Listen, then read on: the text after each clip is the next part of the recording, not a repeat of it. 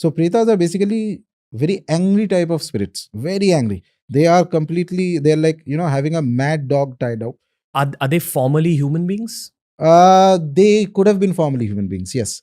But they are in a very negative state. The karmas have been so twisted that they are in a very negative state, and off and on, they may even be entities who have indulged in various kinds of negative practices. Maybe criminals Very who dangerous. have passed away, Yeah, or yeah. tantrics who use Or tantricism very for- violent kind of deaths.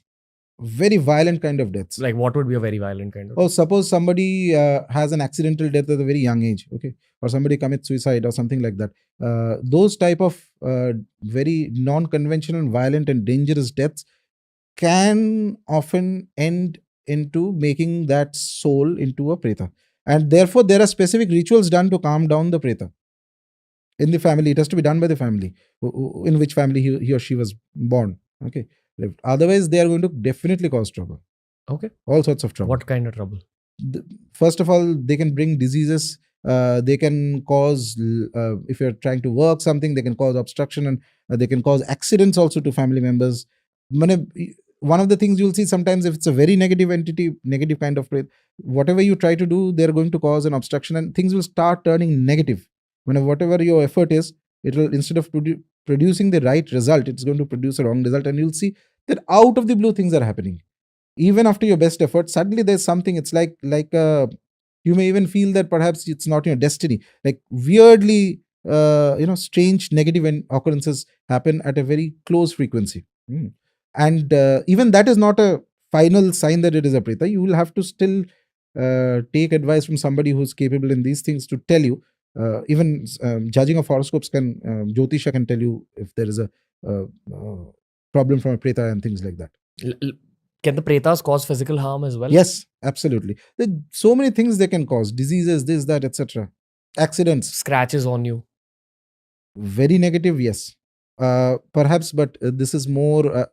this is not exactly like a science. So science means everything is perfect in the sense that only a Preta can do this, Preta cannot do this. No, it depends on how much power, how much negative power it has in it. Okay, but there are entities higher than that who can do. Okay.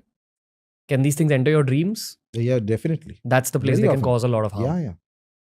That's why very higher order yogis sometimes don't sleep. It's not possible for ordinary people. But there are people who may spend 12 years, 20 years never sleeping. Okay. If you pass through a very haunted, for lack of a better word, place, can things stick on to you? Yes. Why would they choose you over other people? It's not about you. It's just that you are passing through there. So you're there at the wrong time at the wrong place. But there is nothing wrong anywhere. So that means that you must have had some karmic link with that entity, some lifetime. That is why you are there at that particular place at particular time to end up in that negative state with respect to that entity. And what's a stupid way of inviting them to you? Oh, there are so many ways. There are some people who are very stupid. So they think that they will do some kind of those those Ouija board. Ouija board plus other spirit calling seances. All do not even step into those zones. You don't know what you're calling, and you will know it at a very late stage, if at all something comes in. And they come in very easily, by the way. It's not that difficult. If you keep practicing for a few days, it will start happening. Not at all that difficult. But my point is this: do not enter into this zone out of curiosity. Either you are one of those people who are like an exorcist, then enter into that. But that is formal, proper, trained and entering, which is very different. It's just like you are entering into an army. You can't just say that tomorrow I want to go to the army and start fighting. They make you go through a training process.